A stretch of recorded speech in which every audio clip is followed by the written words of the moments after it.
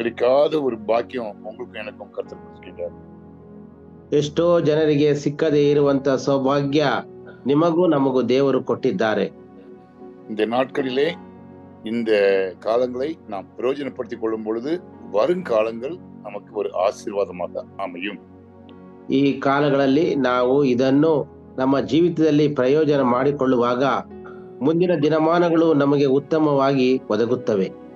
இந்தியாவில் எத்தனையோ பாஸ்டர்ஸ் இது வரைக்கும் தூங்கிட்டு தான் தூங்கிட்டு இருக்கிறாங்க. அப்புறம் அந்த நாளை அவங்க எப்படி கழிக்கணும்னு ஒரு கன்ஃபியூஷன்ல தான் ஸ்டார்ட் பண்றாங்க. ಭಾರತ ದೇಶದಲ್ಲಿ ಎಷ್ಟೋ ಬೋಧಕರುಗಳು ಈ ದಿವಸವನ್ನು ಹೇಗೆ ಕಳೆಯಬೇಕು ಎಂಬುದಾಗಿ ಆಲೋಚಿಸುವಂತದ್ದಾಗಿರುತ್ತದೆ, ಮತ್ತೆ ಅವರು ನಿದ್ರೆ ಮಾಡುವಂತವರಾಗಿದ್ದಾರೆ. உங்களுக்கும் எனக்கும் கர்த்தர் நல்ல ஊழியத்தை கொடுத்து ஒரு அருமையான விசுவாசிகளை கொடுத்து எல்லாத்துக்கும் மேலாக ஒரு நல்ல குடும்பத்தை கொடுத்து ஊழியத்திலே நமக்கு ஒரு நல்ல பங்கை தேவன் கொடுத்திருக்கின்றார். ಈ ನಿಮಗೂ ನಮಗೂ ದೇವರು ಒಂದು ಒಳ್ಳೆಯ ವಿಶ್ವಾಸಿಗಳನ್ನು ಕೊಟ್ಟು ದೇವರ ಸೇವೆ ಮಾಡುವಂತೆ ಮಾಡಿ ಎಲ್ಲದಕ್ಕೂ ಹೆಚ್ಚಾಗಿ ಕುಟುಂಬಗಳನ್ನು ಕೊಟ್ಟು ಒಳ್ಳೆಯ ಕುಟುಂಬಗಳನ್ನು ನಡೆಸಿದ್ದಾರೆ. அதனாலே நாம் கர்த்தருக்கு ரொம்ப நன்றி சொல்ல வேண்டும். ಆದುದರಿಂದ ನಾವು ದೇವರಿಗೆ ತುಂಬಾ ಉಪಕಾರವನ್ನು ಹೇಳಬೇಕಾಗಿದೆ. இந்த விசேஷமாக இந்த டிசம்பர் மாதம் நமக்கு அதிகமாக ஊழியங்களை செய்யும் ஒரு மாதம். ವಿಶೇಷವಾಗಿ ಈ ಡಿಸೆಂಬರ್ ತಿಂಗಳು ಅತ್ಯಧಿಕವಾಗಿ ಸೇವೆಯನ್ನು ಮಾಡುವಂತ ಒಂದು ತಿಂಗಳಾಗಿದೆ. நவம்பர் மாதத்துல நம்ம எல்லாரும் நல்ல ரெஸ்ட் எடுத்திருப்போம். ನವೆಂಬರ್ ತಿಂಗಳಲ್ಲಿ ನಾವೆಲ್ಲರೂ ಇದ್ದೇವೆ, ரெஸ்ட் எடுத்திருப்போம். ನಾವು ಎಲ್ಲರೂ ರೆಸ್ಟ್ ತೆಗೆದುಕೊಂಡಿರ್ತೇವೆ. டிசம்பர் மாதம் நிறைய வேலைகள், ஏன்னா கிறிஸ்துமஸ் ப்ரோக்ராம் வர்றதுனால பிள்ளைங்களை ட்ரெயின் பண்ணணும், நம்ம கிறிஸ்துமஸ் ப்ரோக்ராம் அரேஞ்ச் பண்ணணும். எல்லாத்துக்கும் மேலாக பல வீடுகளுக்கு விசிட் பண்ணி கேரல் விசிட் பண்ணி பலருக்கு நாம் உதவி செய்ய வேண்டும். ನಾವು ಡಿಸೆಂಬರ್ ತಿಂಗಳಲ್ಲಿ ಮಕ್ಕಳನ್ನು ಸಿದ್ಧತೆ ಮಾಡಬೇಕು, ಮಕ್ಕಳಿಗೆ ಕಲಿಸಬೇಕು, ಎಲ್ಲರೂ ಕ್ರಿಸ್ಮಸ್ ಹಬ್ಬದ ನಿಮಿತ್ತ ಭಜನೆಗೆ ಮನೆ ಮನೆಗೆ ಹೋಗಬೇಕು. ಹೀಗೆ ನಾವು ಕ್ರಿಸ್ಮಸ್ ಹಬ್ಬದ ನಿಮಿತ್ತವಾಗಿ ಇರುತ್ತೇವೆ. நிறைய பொருள் தேவையும் தேவைப்படுகிறது. ಅನೇಕ ವಸ್ತುಗಳು ಕೂಡ ಬೇಕಾಗುತ್ತದೆ. பொருள் தேவை வந்தால் நாம் முழங்கால் நின்றுதான் தேவனுடைய சமூகத்திலே போக வேண்டும். தேவன் அற்புதமாக நமக்கு கொடுப்பதை நாம் உணர வேண்டும். ನಮಗೆ ಬೇಕಾದ ಸಾಮಾನುಗಳು ಅದರ ಒಂದು ಅವಶ್ಯಕತೆ ಬರುವಾಗ ನಾವು ಕರ್ತನ ಹತ್ತಿರ ಹೋಗಿ ಪ್ರಾರ್ಥಿಸುವಂತವರಾಗಿರಬೇಕು, ಮೊಣಕಾಲಲ್ಲಿ ನಿಂತುಕೊಂಡು. கர்த்தர் தேடி கொண்டு வந்து கொடுப்பார் பிரியமானவர்களே. ಕರ್ತನು ಹುಡುಕಿ ಬಂದು ಕೊಡುವಂತವನಾಗಿದ್ದಾನೆ ಪ್ರೀತಿಯುಳ್ಳವರೇ. இது என்னுடைய அனுபவம்.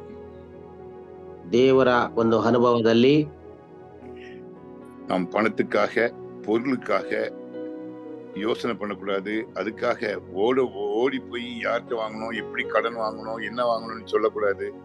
கர்த்தர், ஆண்டவரே நீர் கொடுத்தா நான் செய்வேன், இல்லைன்னா நான் அமைதியை உட்காந்து ஜெபம் பண்ணிட்டு இருப்பேன், ஆண்டவரோடு கூட ஒரு பொருத்தனை செய்ய வேண்டும். ನಾವು ಕರ್ತನ ಸೇವೆಯಲ್ಲಿ ಆತನ ಹಣಕ್ಕಾಗಿ ನಾವು ಓಡಬಾರದು, ಹುಡುಕಬಾರದು, ವಸ್ತುಗಳಿಗಾಗಿ ನಾವು ಹುಡುಕುವಂತವರಾಗಿರಬಾರದು. ನಾವು ಪ್ರಾರ್ಥನೆ ಮಾಡಿ ಅದನ್ನು ಹೊಂದಿಕೊಳ್ಳಬೇಕು. ಇಲ್ಲವಾದರೆ ದೇವರೇ ನೀನು ಕೊಟ್ಟಿದ್ದರೆ ನಾನು ಮಾಡುತ್ತೇನೆ, ಇಲ್ಲವೆಂದರೆ ಇಲ್ಲ ಎಂಬುದಾಗಿ ಪ್ರಾರ್ಥನೆ ಮಾಡಿ ಕುಳಿತುಕೊಳ್ಳಬೇಕು. அவங்க செய்யறாங்க, இவங்க செய்யறாங்க, நானும் செய்யணும் அப்படின்னு நம்ம யோசித்து மற்றவங்களுடைய ஆலோசனைகள் எல்லாம் கேட்டோம்னா நம்ம வழி தவறி போய் விடுவோம். ಅವರು ಮಾಡುತ್ತಾರೆ, ಇವರು ಮಾಡುತ್ತಾರೆ ಎಂಬುದಾಗಿ ಹೇಳಿ ಬೇರೆಯವರ ಆಲೋಚನೆಯನ್ನು ನಾವು ಕೇಳುವಾಗ ನಾವು ಮಾರ್ಗ ತಪ್ಪಿ ಹೋಗುತ್ತೇವೆ. கர்த்தர் நம் எல்லோருக்கும் ஒவ்வொரு பிளான் கொடுத்திருக்கின்றார். ಕರ್ತನು ನಮಗೆಲ್ಲರಿಗೂ ಒಂದೊಂದು ಪ್ಲಾನ್ ಅನ್ನು ಕೊಟ್ಟಿದ್ದಾನೆ. அந்த அந்த ரேஸ் உள்ளதான் நம்ம ஓட கத்துக்கொள்ளணும். பாருங்க, நீங்க உங்க விளையாட்டு மைதானத்துல பாத்தீங்கன்னா ஃபுட்பால் விளையாடியாச்சுன்னா ஃபுட்பால்ல ஒரு கோல் கீப்பர் இருப்பாங்க, 2 கோல் கீப்பர் இருப்பாங்க. இந்த அடிக்கிறத அந்த பால் கரெக்டா கிரவுண்டுக்குள்ள தான் அடிக்கணும், அதுதான் எதிர்பார்க்கிறது அந்த மக்கள் எல்லாரும் எதிர்பார்ப்பாங்க. அதே போல நமக்கு தேவன் கொடுத்த விசுவாசத்தை சரியான ரீதியிலே பயன்படுத்தும் பொழுது நம்முடைய கோல் தேவனுக்கு மகிமையே கொண்டு வரும் பிரியமானவர்களே. ಪ್ರೀತಿ ಉಳ್ಳವರೇ, ಒಬ್ಬ ವ್ಯಕ್ತಿ ಫುಟ್ಬಾಲ್ ಆಡುವಂತ ಗ್ರೌಂಡ್ ಅಲ್ಲಿ ನೋಡುವಾಗ ಆತನಿಗೆ ಗೋಲನ್ನು ಆ ಒಂದು ಗೋಲ್ನ ಒಂದು ಚೌಕಟ್ಟಿನಲ್ಲಿ ಅವನು ಮಾಡಬೇಕಾಗುತ್ತದೆ. ಆ ರೀತಿಯಲ್ಲಿ ನಾವು ಮಾಡಬೇಕಾಗಿರುತ್ತದೆ ಎಂಬುದಾಗಿ ನಾವು ನಮಗೆ ಕೊಟ್ಟಿರುವಂತಹ ವಿಷಯವನ್ನು ದೂರ ದೃಷ್ಟಿಯಿಂದ ಅದರಲ್ಲಿ ಮಾತ್ರ ನಾವು ಓಡುವಾಗ ದೇವರು ಸಹಾಯ ಮಾಡುತ್ತಾನೆ. சில நேரத்துல நம்ம வெளியில ஃபுட்பால் கிரவுண்டுக்கு வெளியில போய் பால் அடிக்கிறோம். ಕೆಲವು ಸಂದರ್ಭದಲ್ಲಿ ಆ ಫುಟ್ಬಾಲ್ ಗ್ರೌಂಡಿನ ಗೋಲಿನ ಪಕ್ಕಕ್ಕೆ ನಾವು ಬಾಲನ್ನು ಹೊಡೆಯುತ್ತೇವೆ. அது வந்து கணக்கிலேயே எடுக்கப்பட மாட்டாங்க. ಅದನ್ನು ಲೆಕ್ಕದಲ್ಲಿ ಸೇರಿಸಲಾಗುವುದಿಲ್ಲ. அதனால நீங்க எந்த அளவுக்கு தேவனுடைய சமூகத்துல காத்து கடந்து ஆண்டவருடைய பலத்தை பெற்றுக் கொள்றீங்களோ அந்த அளவுக்கு உங்களுடைய ஊழியம் பெரிதாகும். தேவன் உங்களை நம்பி இன்னொரு பொறுப்பை கொடுப்பார். ನೀವು ಎಷ್ಟರ ಮಟ್ಟಿಗೆ ದೇವರ ಹತ್ತಿರ ಕುಳಿತುಕೊಂಡು ದೇವರ ಹತ್ರ ಕೇಳಿ ನೀವು ಸೇವೆ ಮಾಡ್ತಿರೋ ಆವಾಗ ಆ ದೇವರು ನಿಮ್ಮನ್ನು ಆಶೀರ್ವಾದ ಮಾಡ್ತಾನೆ, ಹೆಚ್ಚಿನ ಮತ್ತು ಇನ್ನೊಂದು ಸೇವೆಯನ್ನು ಸಹ ನಿಮಗೆ ಕೊಡುವಂತವನಾಗಿದ್ದಾನೆ. இல்லைன்னா இருக்கிற ஊழியத்தையும் தேவன் எடுத்துக்கொள்வார். ಇಲ್ಲ ಅಂದ್ರೆ ಕೊಟ್ಟಿರುವಂತಹ ಸೇವೆಯನ್ನು ಕೂಡ ದೇವರು ತೆಗೆದುಕೊಳ್ಳುತ್ತಾನೆ. நீங்க கடந்த 5 வருடத்துல எத்தனை ஊழியத்தை கர்த்தர் உங்களுக்கு கையில கொடுத்தாரு, எத்தனை ஊழியத்தை இன்னும் நடத்திக்கிட்டு இருக்கீங்கன்னு கொஞ்சம் தனிமையில உட்கார்ந்து யோசிச்சு பாருங்க. ನೀವು ಕಳೆದ 5 ವರ್ಷಗಳಲ್ಲಿ ನಿಮಗೆ ಎಷ್ಟು ಸೇವೆಯನ್ನು ದೇವರು ಕೊಟ್ಟಿದ್ದಾರೆ, ಎಷ್ಟು ಸೇವೆಯನ್ನು ನೀವು ನಡೆಸುತ್ತಿದ್ದೀರಿ ಎಂಬುದನ್ನ ನೀವು ಒಬ್ಬರಾಗಿ ಕುಳಿತುಕೊಂಡು ಯೋಚಿಸಿರಿ. எத்தனை தடவை உங்களுடைய சாட்சிகளை மக்களுக்கு நீங்க பகிர்ந்து கொண்டிருக்கிறீங்கிறத உட்கார்ந்து யோசிச்சு பாருங்க. ಎಷ್ಟು ಸಾರಿ ನಿಮ್ಮ ಸಾಕ್ಷಿಗಳನ್ನು ದೇವರ ಹತ್ತಿರ ಜನರ ಹತ್ತಿರ ಹಂಚಿಕೊಂಡಿದ್ದೀರಿ ಎಂಬುದನ್ನ ತಿಳಿದುಕೊಳ್ಳಿರಿ. அப்படியே நம்ம சாட்சி வச்சனாலும் நம்ம பெரிய ஆளா காமிக்கிறதுக்காக தான் நம்ம சாட்சி சொல்லுவோம் நிறைய நேரங்கள்ல. ಒಂದು ವೇಳೆ ಸಾಕ್ಷಿಯನ್ನು ನಾವು ಹೇಳುವಾಗ ನಾವು ದೊಡ್ಡ ಮನುಷ್ಯರಾಗಿ ಕಾಣಿಸಿಕೊಳ್ಳುವುದಕ್ಕಾಗಿ ಕೆಲವು ಸಾರಿ ಸಾಕ್ಷಿಯನ್ನು ನುಡಿಯುತ್ತೇವೆ. நான் வந்து பைபிள் காலேஜ் படிச்சேன், கல்யாணம் பண்ணேன், எங்க அப்பா அப்படி அம்மா அப்படி சொல்லுவோம். நம்ம வந்து உண்மையாகவே ஒரு ஏழை குடும்பத்துல சாப்பாடு கூட வழி இல்லாத குடும்பத்துல வந்திருப்போம். அதை வெளியே சொல்றதுக்கு நாம் வெட்கப்படுவோம். ನಾವೇನ್ ಮಾಡ್ತೇವೆ, ನಮ್ಮ ತಂದೆ ಹೀಗೆ, ನಮ್ಮ ತಾಯಿ ಹೀಗೆ, ನಾವು ಹಾಗೆ ಹೀಗೆ ಅಂತ ನಾನಿಷ್ಟು ಬೈಬಲ್ ಕಾಲೇಜ್ ಓದಿದ್ದೀನಿ ಅಂತೆಲ್ಲ ಹೇಳ್ತೀರಿ. ಆದ್ರೆ ನಿಜವಂಶ ನೋಡುವಾಗ ನಾವು ಒಂದು ಬಡತನದ ಕುಟುಂಬದಲ್ಲಿ, ಆಹಾರಕ್ಕೂ ಕೂಡ ಕಷ್ಟಪಡುತ್ತಿದ್ದಂತ ಕುಟುಂಬದಲ್ಲಿ ನಾವು ಬಂದಿರುತ್ತೇವೆ. அதை சொல்லும் பொழுதுதான் கர்த்தரின் நாமம் மகிமைப்படும் பிரியமானவர்களே. ಅದನ್ನು ನಿಜವಾಗಿ ಹೇಳುವಂತ ಸಂದರ್ಭದಲ್ಲಿ ಕರ್ತನ ನಾಮವು ಮಹಿಮೆ ಹೊಂದುತ್ತದೆ. இல்லைன்னா உங்க நாமம் மகிமைப்படும். ಇಲ್ಲ ಅಂದ್ರೆ ನಿನ್ನ ಹೆಸರು ಮಹಿಮೆ ಹೊಂದುತ್ತದೆ. அது தேவன் விருப்பப்படவில்லை. ಅದು ದೇವರಿಗೂ ಇಷ್ಟಪಡುವುದಿಲ್ಲ. இந்த மாதம் முழுவதும் நீங்க இந்த மாதம் ஒரு சந்தோஷத்தின் மாதமாக நீங்கள் எடுத்துக்கொள்ளுங்கள். Month of joy. ಈ ತಿಂಗಳನ್ನು ನೀವು ಒಂದು ಸಂತೋಷವುಳ್ಳ ತಿಂಗಳನ್ನಾಗಿ ತೆಗೆದುಕೊಳ್ಳಿರಿ. Month of joy. இந்த உங்களுக்கு என்னென்னலாம் ஆண்டவர் கொடுத்திருக்கிறாரோ அந்த பொருட்களை உபயோகப்படுத்துங்க. ನಿಮಗೆ ದೇವರು ಏನೇನನ್ನು ಕೊಟ್ಟಿದ್ದಾರೋ ಅವುಗಳನ್ನು ನೀವು ಉಪಯೋಗ ಮಾಡಿರಿ. நீங்க திருமணம் பண்ணியிருந்தா உங்க கணவனை அல்லது மனைவியை அவங்கள கர்த்தருக்கு ஊழியம் செய்வதற்கு ஊக்குவிங்க, உபயோகப்படுத்துங்க. ನೀವು ಮದುವೆ ಆಗಿದ್ದರೆ ನಿಮ್ಮ ಪತ್ನಿಯನ್ನು ಸೇವೆಯಲ್ಲಿ ಮುಂದುವರಿಯುವಂತೆ ಉತ್ಸಾಹ ಪಡಿಸಿರಿ. அது உங்க பிள்ளைங்களை உபயோகப்படுத்துங்க. ನಿಮ್ಮ ಮಕ್ಕಳನ್ನು ಸಹ ಉಪಯೋಗಿಸಿರಿ. சில பாஸ்டர் ஃபேமிலியில பாக்குறேன், அவங்க 2 பையனா, ஒரு பையன் ஊழியத்தை அப்பாவோட கூட எல்லாம் பண்ணுவான், இன்னொரு பையன் பக்கத்துல சர்ச் பக்கமே வர மாட்டான். ನಾನು ಕೆಲವು ಕುಟುಂಬಗಳಲ್ಲಿ ನೋಡಿದ್ದೇನೆ, ಪಾಸ್ಟರ್ ಕುಟುಂಬಗಳಲ್ಲಿ ಅವರು ಒಂದು ಮಗ ದೇವರ ಸೇವೆ ಮಾಡ್ತಾ ಇರ್ತಾನೆ, ಇನ್ನೊಂದು ಮಗ ಚರ್ಚ್ ಹತ್ರಕ್ಕೆ ಬರೋದಿಲ್ಲ. அது ஒரு சாட்சியாக அவன் வாழ்றதில்ல. ಅಥವಾ ಆತನು ಸಾಕ್ಷಿಯಾಗಿ ಜೀವಿಸುವುದಿಲ್ಲ. ஏன்னா மக்களுடைய கண்கள் உங்களையும் உங்கள் குடும்பத்தையும் பார்க்கறதுனால நீங்க எந்த அளவுக்கு பொறுமையோடு, அன்போடு, பணிவோடு நம்மிலிருந்து தப்பி போற ஆடுகளை தேடி போறீங்களோ அந்த அளவுக்கு தான் ஊழியம் வளரும். ನೀವು ಮಕ್ಕಳು, ಜನರು ನೋಡುವಾಗ ನೀವು ಯಾವ ರೀತಿಯಲ್ಲಿ ನಿಮ್ಮನ್ನು ತಗ್ಗಿಸಿಕೊಂಡು ಜನರನ್ನು ಅಂದರೆ ಸೇವೆಯನ್ನು ನೀವು ಮಾಡುತ್ತಿರುತ್ತೀರೋ ಹಾಗೆ ರೀತಿಯಲ್ಲಿ ಮಕ್ಕಳು ನಿಮ್ಮನ್ನು ನೋಡುತ್ತಾರೆ. இந்த வருடத்துல உங்க சர்ச்சுக்கு நிறைய பேர் வந்துட்டு போயிட்டாங்க. ஒரு தடவை வருவாங்க, அடுத்த தடவை வர மாட்டாங்க. ನಿಮ್ಮ ಚರ್ಚ್ಗೆ ಅನೇಕರು ಬಂದುತ್ತಾರೆ, ಒಂದ್ಸರಿ ಬರ್ತಾರೆ, ಹೊರಟೋಗ್ತಾರೆ. ஏன்? ಯಾಕೆ? நல்லா யோசித்து பாருங்க. ಚೆನ್ನಾಗಿ ಯೋಚನೆ ಮಾಡಿ ನೋಡಿರಿ. நான் வந்து இந்த மாதிரி காரியங்கள் வந்து நான் யோசித்து பார்க்கும்போது கர்த்தர் என்னுடைய பாவத்தை சுட்டி காட்டுவார். ನಾನು ಈ ರೀತಿಯಲ್ಲಿ ಕಾರ್ಯಗಳನ್ನು ನನ್ನ ಜೀವನದಲ್ಲಿ ನಾನು ಯೋಚನೆ ಮಾಡುವಾಗ ಕರ್ತನು ನನ್ನ ಪಾಪಗಳನ್ನು ತೋರಿಸುತ್ತಾನೆ. சர்ச்சுக்கு ஒரு தடவை வந்துட்டு மறுபடி வரலன்னா அவங்க வீட்டை தேடி நம்ம தான் போகணும் ஒழிய அவங்கள நம்ம வந்து போன் பண்ணி அவங்கள வாங்க எங்கன்னு சொல்லி இருக்கிறத விட அவங்க வீடு தேடி போய் அவங்களுக்கு ஒரு சின்ன உதவி செய்யும் போது அடுத்த வாரம் கண்டிப்பா வருவாங்க. ಅವರಿಗೆ ನಾವು ಹೋಗಿ ಅವರ ಹತ್ತಿರ ನಾವು ಸಣ್ಣ ಸೇವೆಯನ್ನು ಮಾಡುವಾಗ ಅವರು ನಮ್ಮನ್ನು ಹುಡುಕಿಕೊಂಡು ಬರುತ್ತಾರೆ. ನಾವು ಫೋನಿನ ಮೂಲಕವಾಗಿ ಕರೆಯುವುದಲ್ಲ. பெரிய ஆள் மாதிரி தான் நம்ம நிறைய நேரத்துல நம்ம உயர்த்திக்கிறோம். அதனால ஆண்டவர் நாமும் மகிமைப்படல பிரியமானவர்களே. ನಾವು ದೊಡ್ಡ ಮನುಷ್ಯರಂತೆ ನಾವು ತೋರ್ಪಡಿಸಿಕೊಳ್ಳುತ್ತೇವೆ. ಆದುದರಿಂದ ದೇವರ ನಾಮ ಮಹಿಮೆ ಪಡುವುದಿಲ್ಲ ಪ್ರೀತಿಯುಳ್ಳವರೇ. இந்த மாதத்துல உங்களை ரொம்ப தாழ்த்துங்க. எப்படி இயேசு கிறிஸ்து தன்னை தாழ்த்தி ஒரு மாட்டு கொட்டையில அவரு குழந்தை பிறந்த கடத்தப்பட்டாரோ அதே போல நம்மளும் ஒரு டவுன் லெவல் போய் குழி செய்வோம். கர்த்தர் பெரிய சமாதானத்தையும் சந்தோஷத்தையும் உங்களுக்கு கொடுக்க போயிட்டாங்க. ಯೇಸು ಸ್ವಾಮಿ ದನದ ಕೊಟ್ಟಿಗೆಯಲ್ಲಿ ಹೇಗೆ ತಮ್ಮನ್ನು ತಗ್ಗಿಸಿಕೊಂಡು ಅಲ್ಲಿ ಬಂದು ಅವರು ಹುಟ್ಟಿದ್ರು, ಆ ರೀತಿಯಲ್ಲಿ ಈ ತಿಂಗಳಲ್ಲಿ ನಮ್ಮನ್ನು ನಾವು ತಗ್ಗಿಸಿಕೊಂಡು ಸೇವೆ ಮಾಡುವಾಗ ಕರ್ತನು ದೊಡ್ಡ ಕಾರ್ಯವನ್ನು ಮಾಡುತ್ತಾನೆ. என்னுடைய நவம்பர் 24 மெசேஜ யூடியூப்ல போட்டிருக்கிறோம். நீங்க கொஞ்சம் கேட்டு பாருங்க. தமிழ் கன்னட மெசேஜை கொஞ்சம் கேட்டு பாருங்க. அதுல நான் வந்து நம்முடைய பலகீனத்தின் மத்தியிலே தேவன் எப்படி நம்மை பலப்படுத்தி ஊழியத்தை பயன்படுத்துவார் என்பதை குறித்து பேசியிருக்கின்றேன். ನವೆಂಬರ್ 20ನೇ ತಾರೀಕಿನ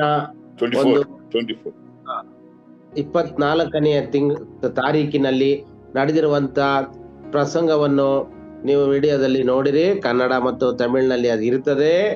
ಅದರಲ್ಲಿ ನಮ್ಮ ಬಲಹೀನತೆಯಲ್ಲಿ ದೇವರು ನಮಗೆ ಹೇಗೆಲ್ಲ ಸಹಾಯ ಮಾಡುತ್ತಾನೆ ಎಂಬ ವಿಷಯವನ್ನ ನಾವು ಅಲ್ಲಿ ತಿಳಿದುಕೊಳ್ಳಬಹುದು. நம்ம எல்லாருமே பலகீனர்கள் தான். ನಾವೆಲ್ಲರೂ ಬಲಹೀನರೇ, ಹೌದು. அதை நம்ம ஒத்துக்கொள்ளணும். ನಾವು ಅದನ್ನು ಒಪ್ಪಿಕೊಳ್ಳತಕ್ಕದ್ದು. இன்னைக்கு உலக மனிதர்கள் வந்து பலகீனர்களா இருந்தா கூட முடி வந்து பாருங்க, அவங்க வந்து ஒயிட் ஹேர் வைக்கப்படுறாங்க. அதனால அவங்க பிளாக் ஹேரா மாத்திக்கிறாங்க.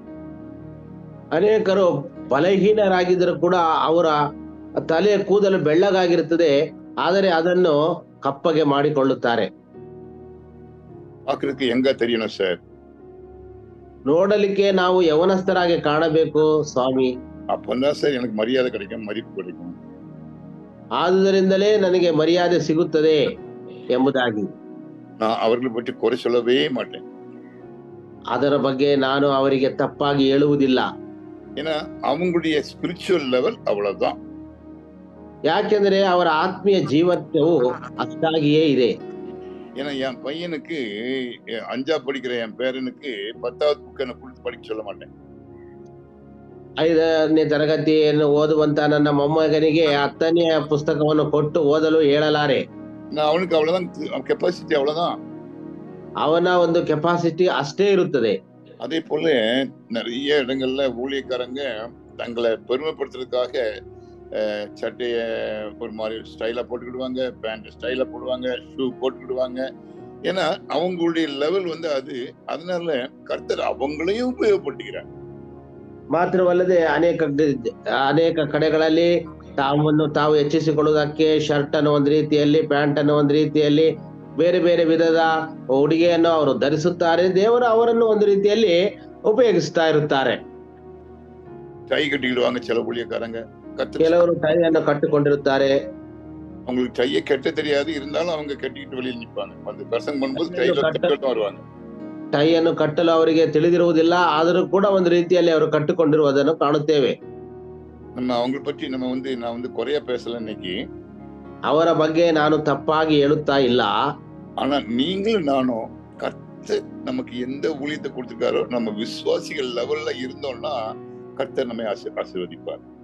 ಆದ್ರಿಂದ ದೇವರು ನಮಗೆ ಕೊಟ್ಟಿರುವಂತ ಸೇವೆ ಅದನ್ನು ನಾವು ನೋಡುವಾಗ ನಾವು ನಮ್ಮ ಲೆವೆಲ್ ನಲ್ಲಿ ನಾವು ಅದು ನೋಡ್ಬೇಕು. எனக்கு விசுவாசிகள் என்னுடைய விசுவாசிகள் பணக்கார விசுவாசிகள் ரொம்ப படிச்சவங்க எல்லாருமே பெரிய பெரிய ஆபீசர்ஸ். அப்ப நான் கோட்டு போடுறது தப்பே கிடையாது. ಎಲ್ಲಾ ವಿಶ್ವಾಸಿಗಳು ದೊಡ್ಡ ದೊಡ್ಡವರು ಆ ದೊಡ್ಡ ಹಣವಂತರಿಂದ ಸಂದರ್ಭದಲ್ಲಿ ನಾನು ಕೋಟ್ ಅನ್ನು ಹಾಕೊಳ್ಳುವಂತ ತಪ್ಪಿಲ್ಲ. ಕೈ ಕಟ್ಟು ತಪ್ಪು கிடையாது. ಕೈ ಕಟ್ಟೋದು ತಪ್ಪಿಲ್ಲ. ஏன்னா அவங்க லெவல்ல நான் ஊழியம் செய்றேன். ಅವರ ಒಂದು ಲೆವೆಲ್ ನಲ್ಲಿ ನಾನು ಸೇವೆ ಮಾಡುತ್ತಿದ್ದೇನೆ. மாறாக என்னுடைய விசுவாசிகள்லாம் தரையில தான் உட்காருவாங்க. வீட்டுல சேர் கூட கிடையாது. அவங்க தரையில ಬದಲಾಗಿ ನಮ್ಮ ವಿಶ್ವಾಸಿಗಳು ಮನೆಯಲ್ಲಿ ನೆಲದ ಮೇಲೆ ಕುಳಿತುಕೊಳ್ಳುತ್ತಾರೆ. ಮನೆಯಲ್ಲಿ ಒಂದು ಚೇರ್ ಸಹ ಇಲ್ಲ. அப்படிப்பட்டவங்க மத்தியில ஊழியர்னா தரையில உட்கார்ந்து பழக வேண்டும். ಆ ರೀತಿ ಅವರ ಮಧ್ಯದಲ್ಲಿ ನಾವು ಸೇವೆ ಮಾಡಬೇಕು ಎಂಬುದಾಗಿ ಹೇಳುವಾಗ ನಾವು ನೆಲದ ಮೇಲೆ ಕುಳಿತುಕೊಂಡು ನಾವು ಕಲಿಯಬೇಕು. நம்முடைய சரீரத்துல பலகீனம் இருந்தால் அவர்களே உங்களை உட்கார விட மாட்டாங்க. ನಮ್ಮ ಶರೀರದಲ್ಲಿ ಬಲಹೀನತೆ ಇದ್ದರೆ ನಮ್ಮನ್ನು ಅವರು ಕೆಳಗೆ ಕುಳಿತುಕೊಳ್ಳಲು ಬಿಡುವುದಿಲ್ಲ. அதுதான் ஊழியம் என்று நான் விசுவாசிக்கிறேன். ಪ್ರೀತಿ ಉಳ್ಳವರೇ, ಇದೇ ಸೇವೆ ಎಂಬುದಾಗಿ ನಾನು ವಿಶ್ವಾಸಿಸುತ್ತೇನೆ. இந்த சர்ச்ல என்னுடைய ஸ்டேஜ்ல எனக்கு முழங்கால் போட எனக்கு பலன் இருக்கிற வரைக்கும் நான் முழங்கால் போடுவேன். ಚರ್ಚ್ನಲ್ಲಿ ನನ್ನ ಸಭೆಯಲ್ಲಿ ನನಗೆ ಮೊಣಕಾಲನ್ನು ಊರಲು ಬಲವಿರುವವರೆಗೂ ನಾನು ಮೊಣಕಾಲನ್ನು ಊರುತ್ತೇನೆ. நல்லா உட்கார்றதுக்கு எனக்கு பலன் இருக்க வரைக்கும் தரையில தான் உட்கார்ந்து பழகுவேன். ನನಗೆ ಚೆನ್ನಾಗಿ ನೆಲದ ಮೇಲೆ ಕುಳಿತುಕೊಳ್ಳಲು ಬಲವಿರುವವರೆಗೂ ನಾನು ನೆಲದ ಮೇಲೆ ಕುಳಿತುಕೊಳ್ಳಲು ನಾನು ಅಪೇಕ್ಷಿಸುತ್ತೇನೆ.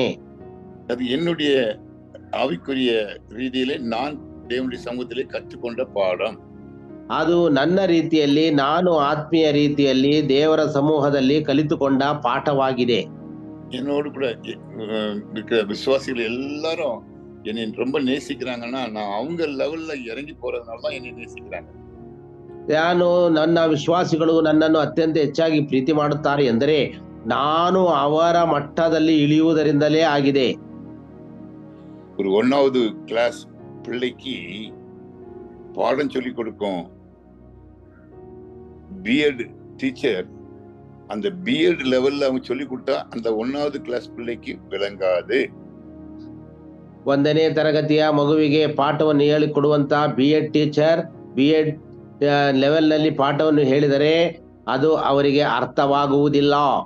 மாறாக அந்த டீச்சர் அது 1வது கிளாஸ் மாதிரியே அந்த அம்மா அந்த லெவலுக்கு இறங்கி ஒரு 1வது கிளாஸ் பையனுக்கு பக்கத்து பையன் சொல்லி கொடுத்தா எப்படி புரியும் நீ அந்த லெவலுக்கு இறங்கி சொல்லி கொடுக்கும் பொழுது அந்த பையனுக்கு பாடம் உடனடியாக புரிஞ்சிடும்.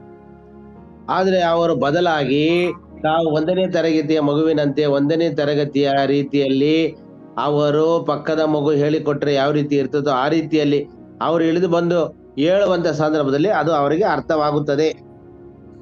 ಎಲ್ಲರಿಗೂ புரிஞ்சிருக்கும்னு நினைக்கிறேன். ಎಲ್ಲರಿಗೂ ಅರ್ಥವಾಗಿದೆ ಎಂಬುದಾಗಿ ಭಾವಿಸುತ್ತೇನೆ. ನಮ್ಮ ಸಬ್ಜೆಕ್ಟ್ போலாம். ನಾವು ಹೋಗೋಣ ಈಗ ಸಬ್ಜೆಕ್ಟ್ಗೆ. ஏறக்குறைய நான் அரை மணி ரொம்ப நேரம் பேசிட்டேன். இருந்தாலும் இன்னைக்கு ஆண்டவர் சொன்னதுனால நான் பேசியிருக்கிறேன். உங்களோட கூட தேவன் அதிகமா பேசுவார். ಈ ದಿವಸದಲ್ಲಿ ದೇವರು ನನಗೆ ಹೇಳಿರುವುದರಿಂದ ನಾನು ಇದನ್ನು ಮಾತನಾಡಿದ್ದೇನೆ. ಹೆಚ್ಚು ಸಮಯ ಮಾತನಾಡಿ ಬಿಟ್ಟಿದ್ದೇನೆ. ಇದ್ದರೂ ಕೂಡ ಆ ದೇವರ ಮಾತನ್ನು ಕೇಳೋಣ.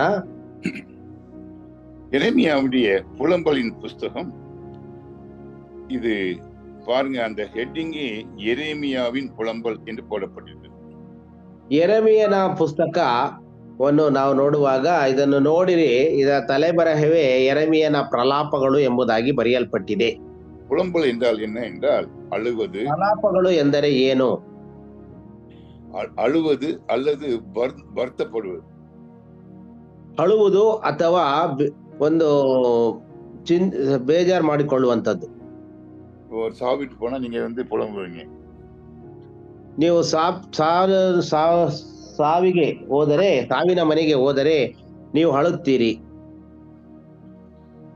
நிறைய நேரத்துல நான் உண்மையை சொல்றேன்.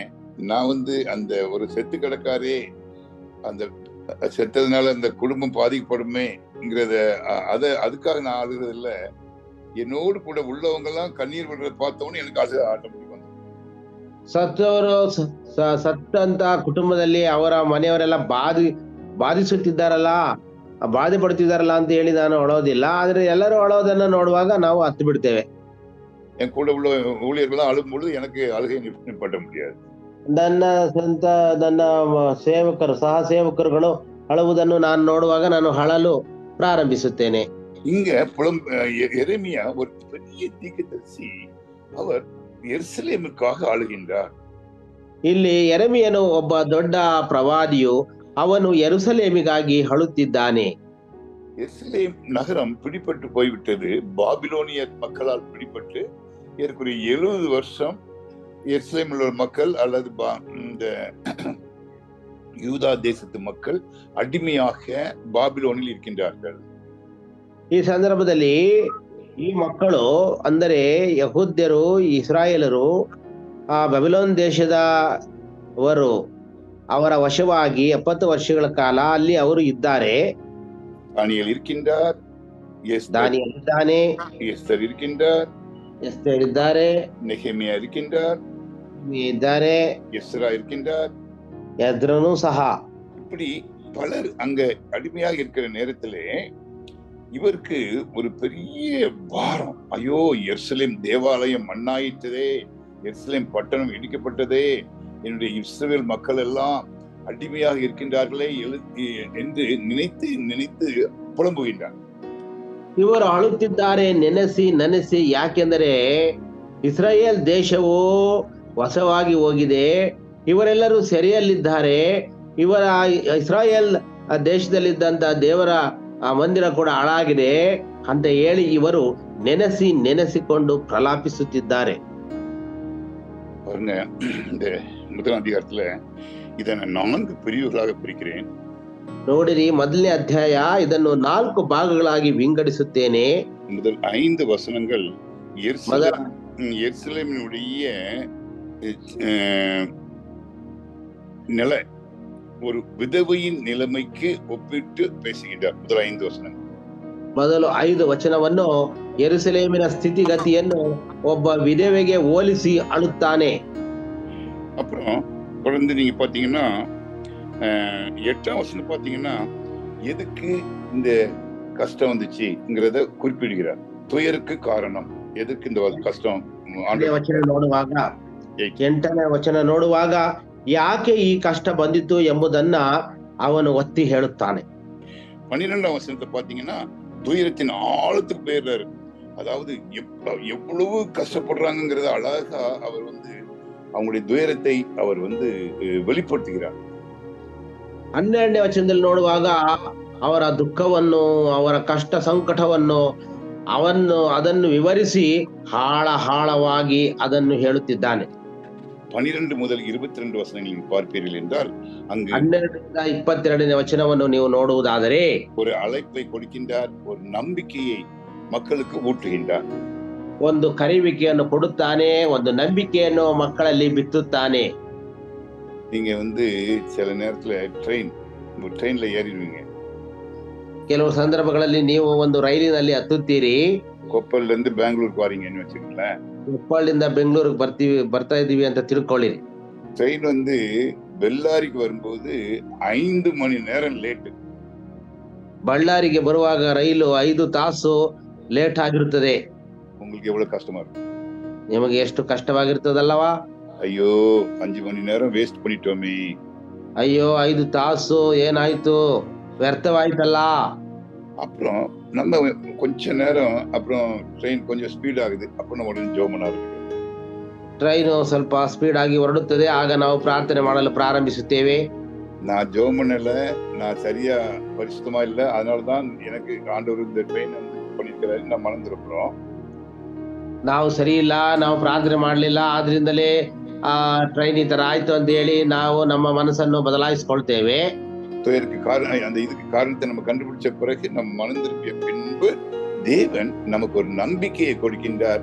அந்த நம்பிக்கையோடு கூட பெங்களூர் சேர்றோம். அப்புறம் லேட்டா 2 மணி நேரம் வந்தாலும் அந்த லேட் நமக்கு பெரிய ஆசீர்வாதத்தை கொடுக்கும். ಅದು ಮಾತ್ರವಲ್ಲದೆ ಲೇಟ್ ಆಗ್ತದೆ ಟ್ರೈನು, ನಾವು ನಮ್ಮ ಮನಸ್ಸನ್ನು ಬದಲಾಯಿಸಿ ಪ್ರಾರ್ಥನೆ ಮಾಡಿದ ನಂತರ ರೈಲು ಹೊರಡುತ್ತದೆ, ಬರ್ತದೆ, 2 ತಾಸು ಹೊತ್ತಾಗಿ ಬರ್ತದೆ, 2 ಸಾರಿ ಹೊತ್ತಾಗಿ ಬಂದರೂ ಸಹ ಅದು ನಮಗೆ ಪ್ರಯೋಜನವಾಗಿಯೇ ಇರುತ್ತದೆ. அந்த ஒரு தோல்வி வெற்றியாக மாறிவிடுகிறது. ಆ ಒಂದು ಸೋಲು ನಮಗೆ ಜಯವಾಗಿ ಮಾರ್ಪಡುತ್ತಾ ಇದೆ. அதுதான் கிறிஸ்தவ வாழ்க்கை, அதுதான் இந்த அதிகாரம்.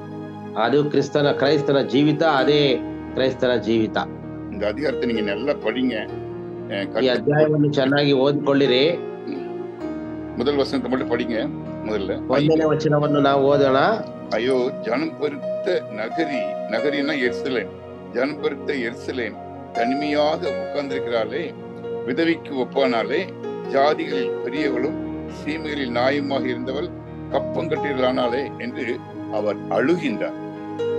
ಅಯ್ಯೋ, ಜನ ಭರಿತವಾಗಿದ್ದ ನಗರಿಯು ಒಂಟಿಯಾಗಿ ಕೂತು ಬಿಟ್ಟಾಳಲ್ಲ, ಜನಾಂಗಗಳಲ್ಲಿ ರತ್ನವಾಗಿದ್ದವಳು ವಿಧವೆ ಆದಳು, ಸಂಸ್ಥಾನಗಳಲ್ಲಿ ಶಿರೋಮಣಿಯಾಗಿದ್ದವಳು ಭೇಟಿ ಆದಳು ಅಂತ ಹೇಳಿ ಇಲ್ಲಿ ಆಳ್ತಾ ಇದ್ದಾರೆ ಬಿಕ್ಕಿ.